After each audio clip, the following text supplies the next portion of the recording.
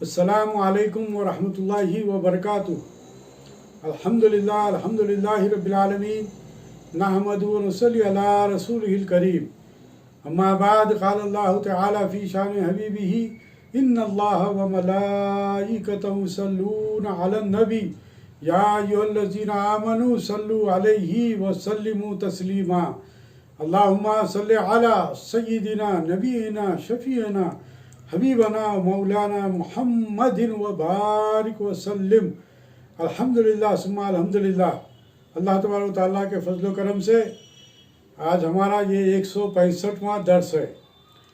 اور آج ہم سورہ بقرہ کی 285ویں آیت کی تلاوت کا شرف حاصل کریں گے۔ فاعوذ باللہ من الشیطان الرجیم، بسم اللہ الرحمن الرحیم۔ آمن الرسول بما انزل الیہ من ربہ والمؤمنون کل آمن باللہ وملائکتہ وکتبہ ورسلہ لا نفرق بین احد من رسلہ وقالوا سمعنا واطعنا غفرانک ربنا والیک المصیر۔ صدق اللہ العلی العظیم۔ آئیے اس کا ترجمہ سماعت فرمائیے کہ ایمان لائے رسول اس پر جو ان کے رب کے پاس سے ان پر نازل ہوا، اور ایمان والے سب نے مانا اللہ اور اس کے فرشتوں اور اس کی کتابوں اور اس کے رسولوں کو، یہ کہتے ہوئے کہ ہم اس کے کسی رسول پر ایمان لانے میں فرق نہیں کرتے، اور عرض کی کہ ہم نے سنا اور مانا، تیری معافی ہو اے رب ہمارے، اور تیری طرف پھرنا ہے۔ اس آیت کا پچھلی آیت سے سورہ بقرہ کے جو آیتیں جو گزری ہے اس سے کچھ تعلق ہے۔ ایک بات تو یہ کہ اب یہ سورہ بقرہ کی 285ویں آیت ہے، یعنی آئندہ اب جو آیت آنے والی ہے 286ویں، وہ سورہ بقرہ کی آخری آیت ہوگی۔ سورہ بقرہ رب کے نام سے شروع ہوئی تھی، اب اس کے محبوب صلی اللہ علیہ وسلم کے نام پر ختم ہو رہی ہے، تاکہ اس کے شروع میں قرآن اتارنے والے کا نام ہو اور اخیر میں ان کا نام جن پر اتارا گیا ہے۔ یہی حال کلمہ، نماز، دعاؤں کا ہے کہ ان کی ابتدا اللہ کے نام سے ہے اور انتہا حضور کریم صلی اللہ علیہ وسلم کے نام میں شریف پر۔ بلکہ مسلمان کی زندگی کا بھی یہی حال ہے کہ جب دنیا میں آئے تو اذان سنے، اور جب یہاں سے جائے تو کلمہ پڑھتے ہوئے کہ آخری سانس لفظ رسول اللہ پر ختم ہو۔ اور اس کا تعلق اس طرح ہے کہ جب وہ سلطانی حکم رعایا کی طرف آتا ہے تو اس کے پہلے سلطان کا نام ہوتا ہے، بعد میں احکام کا ذکر، اور آخر میں مہر عدالت اور وزراء و امراء کی تصدیق۔ اسی طرح سورہ بقرہ میں بھی یہی ہوا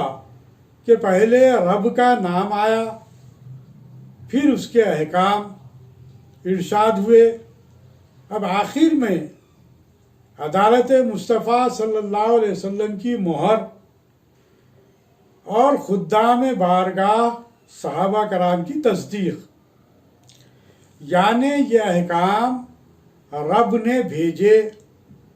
اور مصطفیٰ صلی اللہ علیہ وسلم اور ان کے جانثاروں نے اس کی تصدیق کی۔ پچھلی آیت میں رب تعالیٰ کے کمال علم و قدرت کا ذکر تھا، جس سے اس کی ربوبیت کا ثبوت ہوا۔ اب مسلمانوں کی اطاعت شعاری اور وفاداری کا تذکرہ ہے، جس سے ان کی عبدیت کا ظہور ہو، یعنی ہم کامل رب، یعنی اللہ تعالیٰ کامل رب اور مسلمان ہمارے کامل بندے۔ پچھلی آیت میں رب تعالیٰ کے جلال کا ذکر تھا کہ ہم تمہارے ہر ظاہر اور چھپے ہوئے عیوب کا حساب لیں گے۔ اب مسلمانوں کی مدح بیان فرما کر جمال الہی کا اظہار ہو رہا ہے کہ جیسے دنیا میں ہم مسلمانوں کی تعریفیں فرماتے اور ان کے عیوب چھپاتے ہیں، ایسے ہی آخرت میں بھی ہوگا کہ مسلمانوں کی نیکیاں سب دیکھیں گے اور عیبوں پر پردہ ڈال دیا جائے گا۔ جیسے ہمارا علم قدرت کامل ہے، ویسے ہمارے جود و رحمت بھی کامل ہیں۔ یہ اللہ تبارک تعالیٰ کے انعامات ہیں کہ اللہ تبارک تعالیٰ ستار ہے، یعنی کہ وہ عیبوں کو چھپاتا ہے۔ جو اللہ تبارک تعالیٰ کا جو نام ہے ستار، وہ اسی اس پہ کہ اللہ تبارک تعالیٰ ہمارے گناہوں کو، ہمارے عیبوں کو چھپائے گا قیامت کے دن۔ اس کے تعلق سے بھی احادیث میں یہ بات آتی ہے کہ جو لوگ دنیا میں دوسروں کے عیبوں پر پردہ ڈالیں گے، جو دوسروں کی برائیوں کو چھپائیں گے، اللہ تبارک تعالیٰ ان کی برائیوں کو، ان کے گناہوں کو قیامت کے دن چھپائے گا۔ اور ایک بات یہاں پر یہ آئی کہ سورہ بقرہ کی ابتدا میں پرہیزگاروں کی تعریف کی گئی ہے کہ وہ غیب پر ایمان لاتے ہیں اور نماز و زکوٰۃ ادا کرتے ہیں، اور اللہ تبارک تعالیٰ نے جو کچھ بھی روزی انہیں دی ہے اس میں سے وہ اللہ کی راہ میں خرچ کرتے ہیں۔ اب ان مومنین کا پتہ بتایا جا رہا ہے کہ وہ کون ہے۔ وہ امت مصطفیٰ صلی اللہ علیہ وسلم ہے، جس کے عقائد، اعمال اور دعا کی یہ نبیت ہے۔ اب تک عبادات و معاملات کے بہت سے احکام بیان ہوئے، اب ان کی حقانیت کا ثبوت دیا جا رہا ہے کہ نبی کریم صلی اللہ علیہ وسلم محض اپنے خیال سے یا سن سنا کر یہ احکام بیان نہیں فرماتے، بلکہ انہیں دلائل و مشاہدے سے یقین ہے کہ جبرائیل علیہ السلام فرشتہ ہیں، نہ کہ جن، اور یہ جو کچھ بھی کہتے ہیں وہ رب تعالیٰ کی طرف سے کہتے ہیں، نہ کہ اپنی طرف سے۔ اور مسلمانوں کو بھی بذریعہ معجزات یقین ہے کہ یہ قرآن رب کا کلام ہے، اللہ تعالیٰ کا کلام ہے، نہ کہ کسی انسان کا۔ اور نبی آخر الزمان صلی اللہ علیہ وسلم اور جبرائیل علیہ السلام کلام بدلنے سے معصوم ہیں، یعنی کہ اس میں کسی قسم کی بھی تبدیلی نہیں کی جا سکتی۔ نہ تو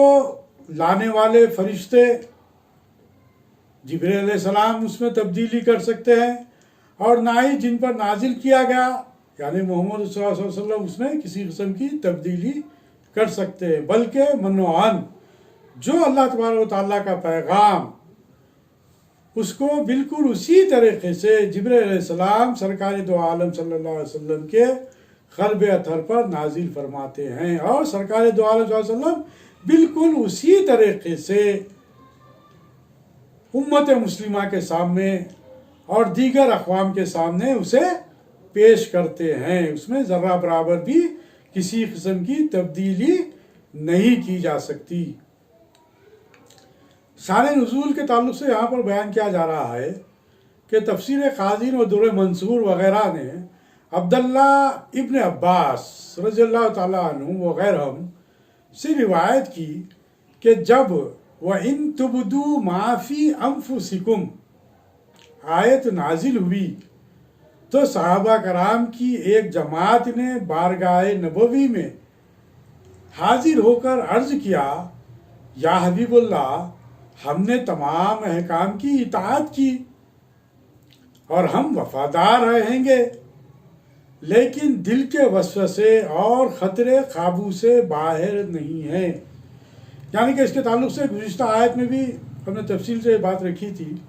کہ وہ تو ہمارے قابو میں نہیں ہے کہ دل میں جو وسوسے اور خیالات پیدا ہوتے ہیں، اور اگر ان پر حساب ہوا تو نجات کی کیا راہ ہے۔ حضور کریم صلی اللہ علیہ وسلم نے ارشاد فرمایا کہ کیا تم بنی اسرائیل کی طرح کہنا چاہتے ہو سمعنا وعصینا، کہ ہم نے سن تو لیا مگر مانیں گے نہیں، بلکہ وہاں پر یہ بات کہی گئی اور اس آیت میں جو بات آئی ہے کہ تم کو تو یہ کہنا چاہیے کہ سمعنا و اطعنا، کہ ہم نے سنا اور اسے مانا، یعنی کہ اس پر اس کی اطاعت کی۔ اس پر یہ آیت نازل ہوئی جس میں غلامان مصطفیٰ صلی اللہ علیہ وسلم کی صفائی بلکہ سفارش کی گئی کہ اے محبوب صلی اللہ علیہ وسلم، ہم گواہی دیتے ہیں کہ یہ لوگ آپ کے خدام یعنی صحابہ کرام ہمارے مطیع اور سچے مسلمان ہیں۔ یعنی کہ یہاں پر جو بات آئی کہ جو لوگ نبی بھی ایمان لائے، رسول صلی اللہ علیہ وسلم بھی ایمان لائے، اور پھر وہ لوگ بھی جو آپ پر ایمان لائے، یعنی کہ جو مسلمان ہیں وہ بھی اس پر ایمان لائے جو آپ پر نازل ہوا، وہ تمام چیزوں پر ایمان لائے جو ایمان سے متعلق ہے، جیسا کہ قرآن میں یہ بات کہی گئی کہ کل آمن باللہ و ملائکتہ و کتبہ و رسلہ، یہ سب نے مانا کہ اللہ اور اس کے فرشتوں، اس کی کتابوں اور اس کے رسولوں کو، یہ کہتے ہوئے لا نفرق بین احد من رسلہ، کہ ہم کسی نبی میں کوئی ہم فرق نہیں کرتے۔ یعنی کہ تمام انبیاء کا مقام و مرتبہ بہت بلند ہے، اس پر ہم ایمان رکھتے ہیں۔ یعنی کہ تمام انبیاء کرام پر، آدم علیہ السلام سے لے کر عیسیٰ علیہ السلام تک، اور عیسیٰ علیہ السلام کے بعد آپ کے اور ہمارے آقا خاتم النبیین صلی اللہ علیہ وسلم پر ہم ایمان رکھتے ہیں۔ اب ایمان میں تو تمام انبیاء پر رکھتے ہیں، لیکن ہر نبی کا درجہ الگ الگ ہے، ہر نبی کا مقام الگ الگ ہے، وہ اللہ جانتا ہے، ہر ایک کا ایک مقام و مرتبہ ہے۔ تو یہاں پر جو بات بتلائی جا رہی ہے کہ ہم تو تمام انبیاء پر ہم ایمان رکھتے ہیں، اور جو کچھ بھی اس میں بیان کیا گیا، قرآنی آیات جو کچھ بھی ہمارے سامنے آئے، جو کچھ بھی صلی اللہ علیہ وسلم کے ارشادات ہیں، ہم اس کو سنتے ہیں اور اس کو مانتے ہیں، اس پر ایمان رکھتے ہیں۔ ایسا نہیں ہے کہ بنی اسرائیل کی قوم جیسا تھی کہ ہم مان تو لیتے ہیں لیکن ہم جیسے ماننے کے لیے تیار نہیں ہیں۔ آپ جو کہہ رہے ہیں اسے ہم سن تو لیتے ہیں لیکن اس کو ماننے کے لیے تیار نہیں ہیں۔ یہ تمام واقعات اور حالات سورہ بقرہ کی مختلف آیات میں ہم نے اس سے پہلے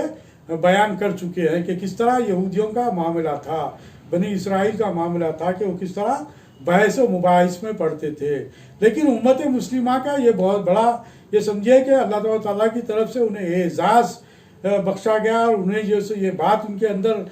پیدا کی گئی، ان کے اندر یہ ایمانی کیفیت پیدا کی گئی کہ وہ بغیر کسی چھو و چرا کیے کہ ایمان مفصل اور ایمان مجمل جو بیان کیا گیا ہے اس پر پوری طریقے سے ایمان رکھتے ہیں، اپنی زبان سے اس کا اقرار کرتے ہیں اور دل سے اسے مانتے ہیں، اور پھر تیسری بات یہ ہے کہ اس پر عمل کرتے ہیں۔ اور یہ تمام چیزیں صحابہ کرام کر بتلا دیے کہ جس طرح سرکار دو علیہ وسلم پر ایمان لانا تھا اس طرح انہوں نے ایمان لایا، جس طرح قرآن مجید پر ایمان لانا تھا اس طرح انہوں نے ایمان لایا اور اس کے احکام کی پوری طریقے سے عمل آوری کی، اپنی زندگیوں میں اسے نازل کیا۔ یعنی کہ یہ بات جو ہے اس میں ہمارے سامنے آتی ہے، اور پھر یہ تمام چیزیں ہونے کے بعد پھر اللہ تبارک و تعالیٰ سے گناہوں کی معافی کے طلبگار ہوتے ہیں۔ یہ اصل ایمانی کیفیت ہے، اور یہ ایمانی کیفیت ہمارے اندر پیدا ہونے کی ضرورت ہے۔ اس سے ایک بات اور ایک ہمارے سامنے آتی ہے، جیسا کہ کل بھی میں نے ایک بات آپ کے سامنے رکھی کہ اس سے یہ ایمانی وہ کیفیت ہے جس سے دل میں نرمی پیدا ہوتی ہے، روحانیت میں جو ہے سو نورانیت پیدا ہوتی ہے، اس کی وجہ سے ہمارے قلوب اور ذہن منور ہوتے ہیں، اس کی وجہ سے ہمارے ذہنوں میں اللہ تبارک و تعالیٰ کی کبریائی جب پیدا ہو جاتی ہے تو اس کی وجہ سے ہمارے دلوں سے اور ذہنوں سے انانیت اور کبر اور فخر اور گھمنڈ کا وہ تمام راستے بند ہو جاتے ہیں، وہ انانیت ہمارے ذہنوں سے نکل جاتی ہے، کیونکہ ہم ایک معمولی سے ہم اللہ تبارک و تعالیٰ کے بندے ہیں، سرکار دو عالم صلی اللہ علیہ وسلم کے امتی ہیں، ہم کو اپنی حقیقت کی پہچان ہوتی ہے۔ یہ وہ چیزیں ہیں، جب یہ تمام چیزیں جب کسی انسان میں پیدا ہو جاتی ہے تو وہ اس بات پر نادم ہو جاتا ہے اور اس بات کا وہ اظہار کرنے لگتا ہے کہ اے باری تعالیٰ، ہم نے آپ کے تمام احکام کو سنا اور اس پر عمل پیرا ہو گئے، اس کو ہم نے مانا، اس پر ہم نے عمل پیرا ہم ہوئے، اور پھر آپ ہی سے دعا کرتے ہیں کہ آپ ہمیں معاف فرما دیجئے۔ یعنی کہ اس کے اندر وہ کبر، فخر وغیرہ، جیسا کہ ایک عام نظریے سے ایک بات آپ کے سامنے رکھنے جا رہا ہوں کہ لوگوں میں اگر تھوڑا بہت اگر نمازیں پڑھنے لگ گئے یا پھر جو ہے کسی قسم کا کوئی نیک عمل کرنے لگ گئے،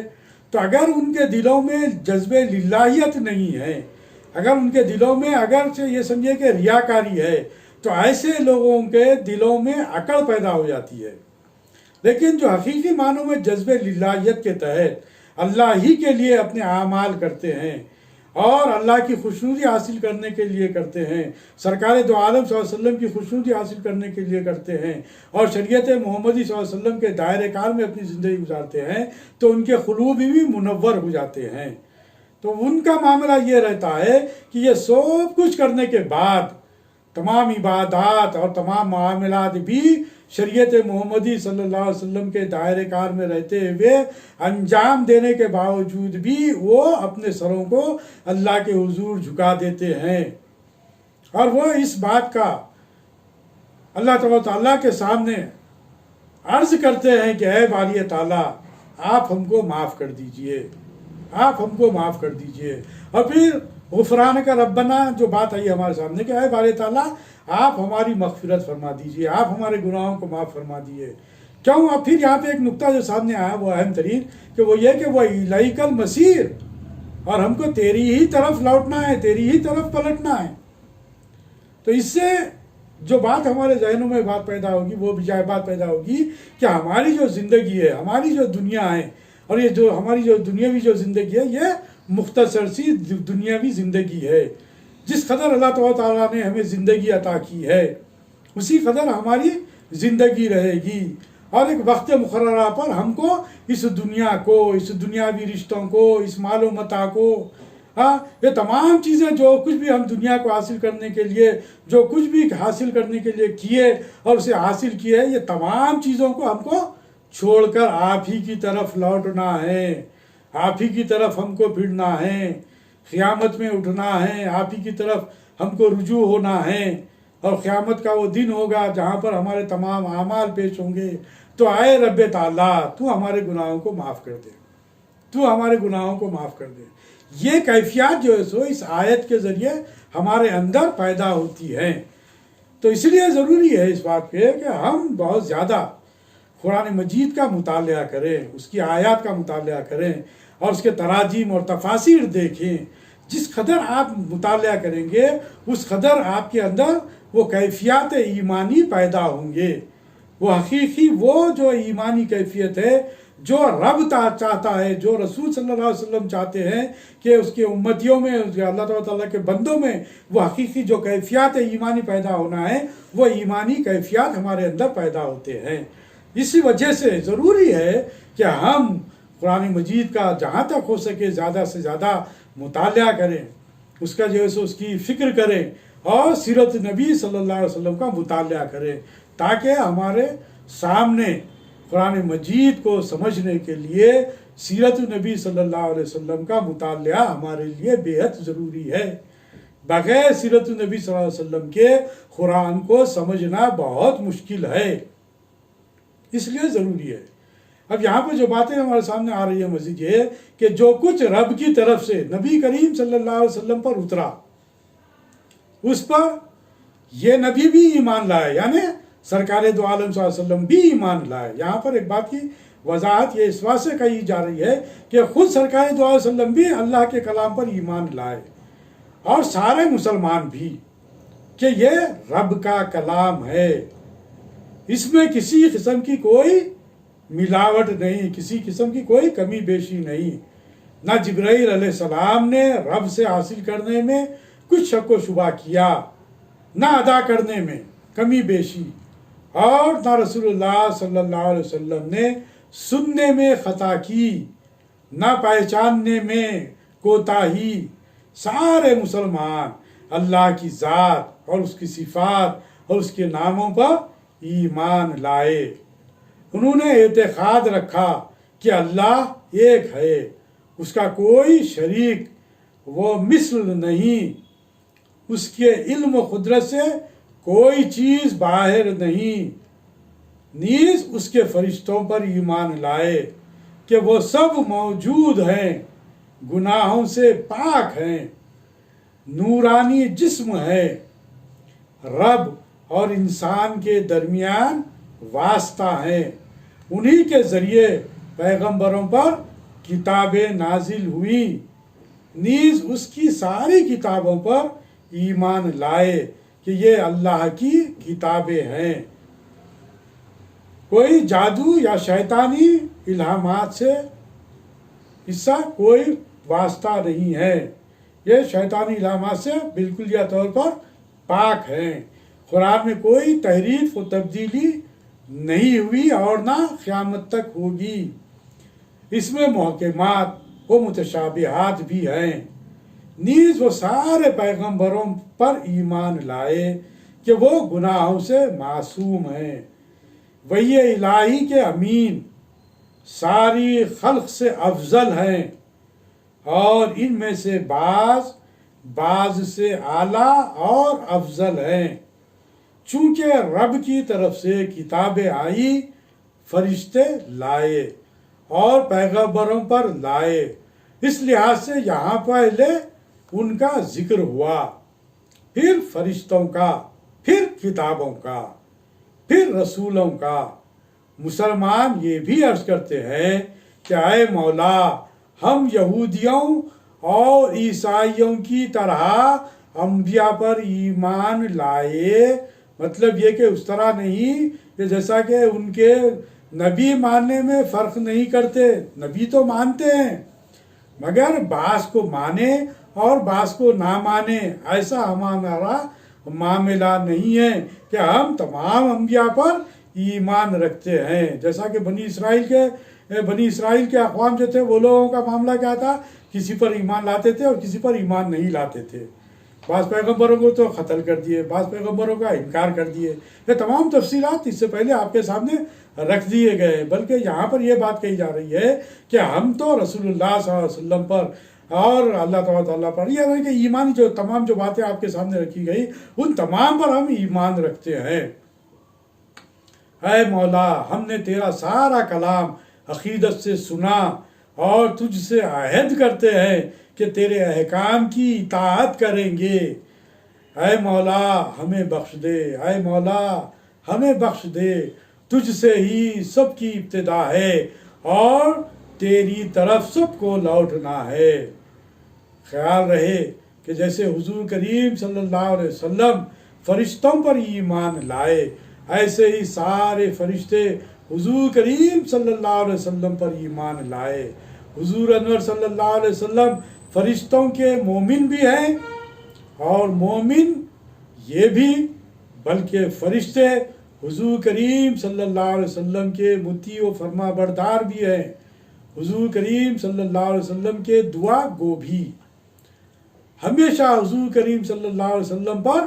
درود پڑھتے ہیں اور حضور کریم صلی اللہ علیہ وسلم کی امت کو دعائیں دیتے ہیں، جس طرح اس آیت میں ہے جو ہم بھی روز پڑھتے ہیں۔ اس آیت کیا ہے؟ بسم اللہ الرحمن الرحیم، ان اللہ و ملائکتہ یصلون علی النبی یا ایھا الذین آمنوا صلوا علیہ وسلموا تسلیما۔ اور قرآن کریم میں ہے هو الذی یصلی علیکم وملائکہ، اور ارشاد ہے وَيَسْتَغْفِرُونَ لِلَّذِينَ آمَنُوا۔ ایسے ہی کتابوں کی تصدیق حضور کریم صلی اللہ علیہ وسلم نے کی، اور کتابوں نے خصوصاً قرآن مجید نے حضور کریم صلی اللہ علیہ وسلم کی تصدیق فرمائی۔ تو آپ قرآن کریم کے مصدق بھی ہیں، اور مصدق بھی معجزہ ہونے کی حیثیت سے قرآن نے حضور کریم صلی اللہ علیہ وسلم کو بتایا، اور کتاب اللہ ہونے کی حیثیت سے حضور کریم صلی اللہ علیہ وسلم نے قرآن بتایا۔ اس سے یہ باتیں ہمارے سامنے آتی ہے کہ اس آیت میں ایمان کے بنیادی جو باتیں ہیں وہ اس کے اندر پیش کی گئی ہے۔ اللہ تعالیٰ سے دعا ہے کہ اے باری تعالیٰ ہمیں کامل مومن بنا دے، مکمل طور پر ایمان رکھنے والا بنا دے، وہ ایمان حقیقی ہمارے اندر پیدا کر دے، وہ ایمان حقیقی ہمارے اندر پیدا کر دے جس کی وجہ سے رب تعالیٰ تیری خوشنودی، تیری رضا ہم کو حاصل ہو سکے، تیرے حبیب پاک صلی اللہ علیہ وسلم کی خوشنودی ہم کو حاصل ہو سکے، ہماری دنیا اور آخرت اسی ایمان کے تحت گزرے۔ وہ ایمان حقیقی جو ہم جانتے ہیں، وہ ایمان حقیقی کے لیے دنیا میں ہمیں اعمال اس طریقے سے کرتے ہوئے گزرنا پڑے گا جو ہمارا ایمان ہے، اور آپ کے جو احکام ہیں اسے شریعت کے دائرے میں ہم کو عمل پیرا رہتے ہوئے ہم کو اپنی زندگیوں کو کامیاب کرنے کے لیے اے باری تعالیٰ ہم تجھ سے ہی دعائیں مانگتے ہیں کہ تو ہمیں صراط مستقیم پر چلا، اور پھر دوسری بات یہ ہے کہ تو ہمارے گناہوں کو معاف کر دے۔ ربنا آتنا فی الدنیا حسنۃ وفی الآخرۃ حسنۃ وقنا عذاب النار، ربنا اغفر لی ولوالدی وللمؤمنین یوم یقوم الحساب، سبحانک اللہم وبحمدک اشہد ان لا الہ الا انت نستغفرک ونتوب الیک، بفضل سبحان ربک رب العزۃ عما یصفون وسلام علی المرسلین والحمد للہ رب العالمین۔